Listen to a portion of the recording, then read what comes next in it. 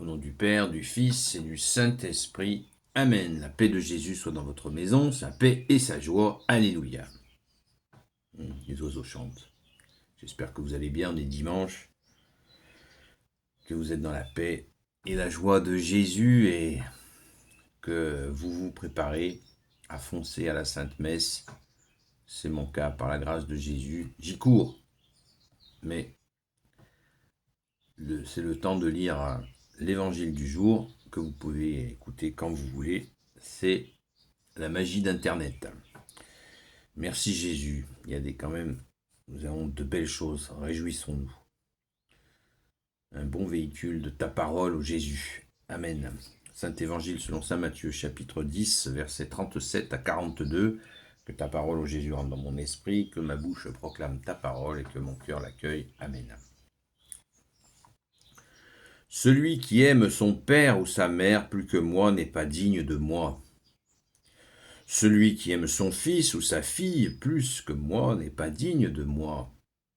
Et celui qui ne prend pas sa croix pour marcher derrière moi n'est pas digne de moi. Celui qui veut sauver sa vie la perdra. Et celui qui la sacrifie pour moi l'aura finalement sauvée. Celui qui vous accueille m'accueille, et celui qui m'accueille accueille celui qui m'a envoyé. Celui qui accueille un prophète, parce que c'est un prophète, recevra une récompense de prophète. Celui qui accueille un homme juste, parce que c'est un juste, sa récompense sera celle qui convient pour un juste. Et celui qui donne un verre d'eau fraîche à l'un de ses petits parce qu'il est mon disciple, je vous dis qu'il ne perdra pas sa récompense. Merci Jésus pour ta parole, alléluia. On va les prendre verset par verset parce que c'est très dense ce matin. Celui qui aime son père ou sa mère plus que moi n'est pas digne de moi. Celui qui aime son fils ou sa fille plus que moi n'est pas digne de moi. Qu'est-ce que ça veut dire? Ça veut dire qu'il faut toujours mettre Jésus en premier. En premier. Est-ce à dire qu'on va mettre de côté, abandonner son père, sa mère ou ses enfants? Non. Mais mettre en premier, eh bien, Jésus a dit « Je ne suis pas venu amener la paix dans les familles, mais l'épée ». C'est-à-dire que imaginez-vous que vous avez un père qui refuse Jésus. Qu'est-ce que vous allez faire? On va écouter ce père qui refuse Jésus? Non, on ne l'écoutera pas. On accueillera Jésus. Et là, on met Jésus en premier. Ou dans des situations de famille X ou Y, c'est la même chose avec les enfants. S'il y a l'épée de Jésus qui doit passer parce qu'il y a des choses qui ne sont pas claires, eh bien, il faut la laisser passer, cette épée. La laisser passer, la laisser agir, hein. Pas la laisser passer, je m'en fous. La laisser passer, la laisser agir. Afin que si nous mettions Jésus en premier, il passe en premier avant les histoires à dormir debout. Les familles sont très douées pour faire des histoires, des tensions, des cassures, des blessures. Bien sûr que c'est bien mieux quand ça se passe bien, et Jésus fait tout pour que ça se passe bien. Mais quand les gens ne veulent pas que ça se passe bien, ne veulent pas justement mettre Jésus dans la famille pour que ça se passe bien. Vous avez déjà rencontré où il y a Jésus dans la famille, où les parents et les enfants prient ensemble? Comme dit un ami prêtre, c'est une école de l'amour, c'est extraordinaire. Chacun met ses difficultés au pied de Jésus. Et bien sûr, ça n'empêche pas qu'il y ait certainement quelques petites engueulades. C'est aussi le sel, le piment de la vie. Le sel, nous sommes le sel de la terre. Une franche explication est bonne. On ne peut pas vivre dans le miel. Ça colle trop, c'est bon le miel, mais à l'excès, ça n'est pas bon. Si nous mangeons du miel l'hiver, c'est excellent pour la santé. Si nous en mangeons trop, ça nous rend malade. Vous voyez, tout est dans la nature. Donc, pas digne de moi. C'est clair qu'il faut toujours mettre en premier, parce que toujours mettre Jésus en premier, parce que c'est lui qui va solutionner les problèmes.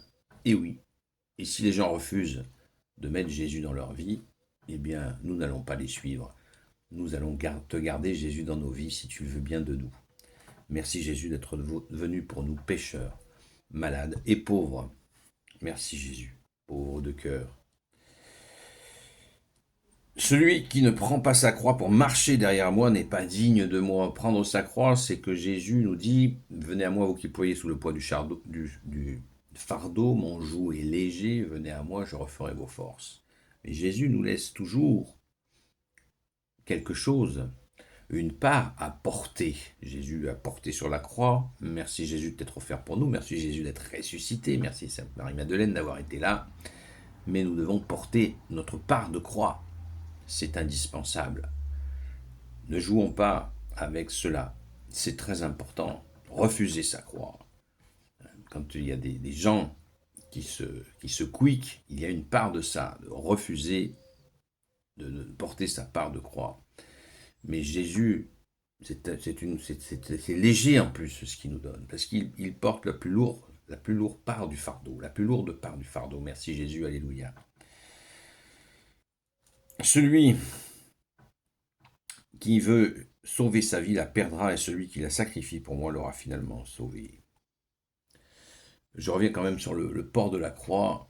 Il s'agit de porter sa croix, c'est aussi sa part c'est le devoir d'État que dit l'Église catholique. Le devoir d'État, c'est porter sa croix, c'est cela.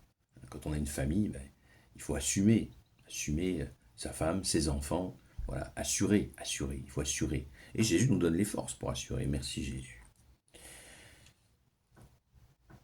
Celui qui veut sauver sa vie la perdra, et celui qui la sacrifie pour moi l'aura finalement sauvée.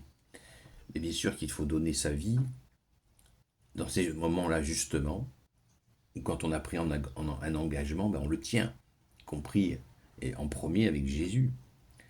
La prière, aller à la Sainte Messe, prier le chapelet, c'est un engagement d'amour. Et quel bonheur! Tenons-le, tenons-le. Celui qui vous accueille et celui qui m'accueille accueille celui qui m'a envoyé. De qui parle Jésus? Du Père. Celui qui m'accueille accueille le Père. Jésus nous dit dans une autre séquence d'évangile, si vous mettez en pratique ma parole, mon Père et moi viendrons faire notre demeure en vous. Voilà ce que nous dit Jésus. Et là, Jésus nous le confirme, celui qui vous accueille m'accueille. Et celui qui m'accueille accueille celui qui m'a envoyé.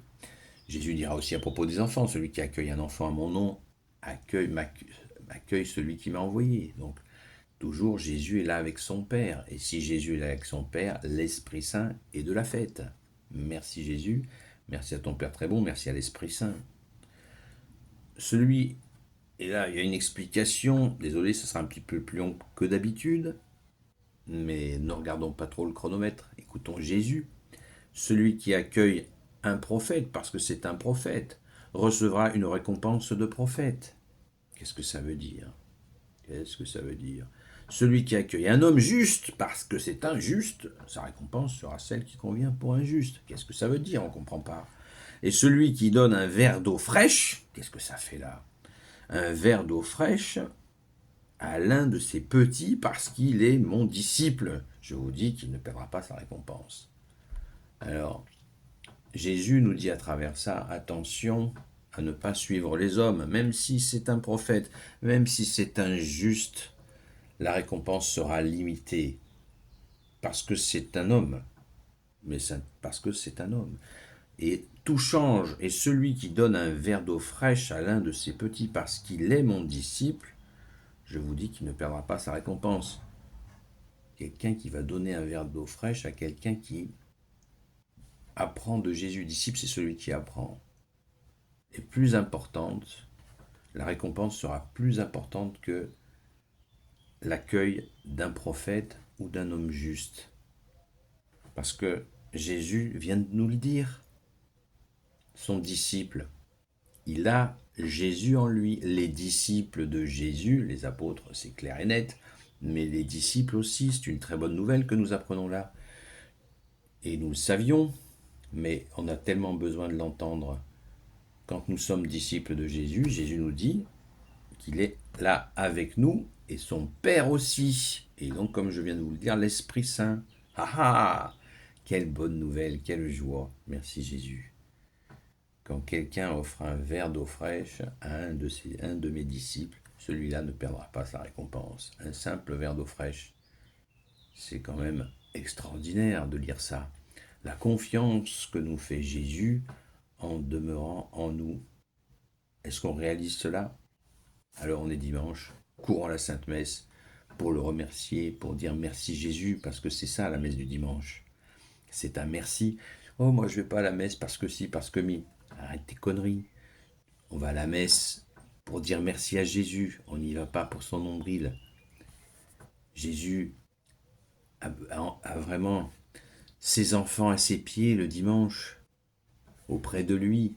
C'est la moindre des choses que l'on peut faire pour celui qui nous a aimés en premier, notre Sauveur bien-aimé. Alors courons à la Sainte Messe. Soyez bénis. Gloire au Père, au Fils et au Saint-Esprit, maintenant et toujours et pour l'éternité. Amen. Ô Jésus, toi qui peux tout et qui portes tout, je te confie toutes celles et ceux qui regarderont cette vidéo, ainsi que leurs proches, selon ta seule volonté, ô Jésus. Sainte Marie, Reine des cieux, toi l'Immaculée Conception, toi qui écrases le serpent, toi qui es la lune sous tes pas, toi notre Mère, Notre-Dame, Saint Joseph, toi le juste et le saint, toi le sage, toi la terreur des démons, toi le saint gardien de la Sainte Église catholique apostolique, Sainte Marie-Madeleine, notre chère Sainte Patronne. Merci Sainte Marie-Madeleine.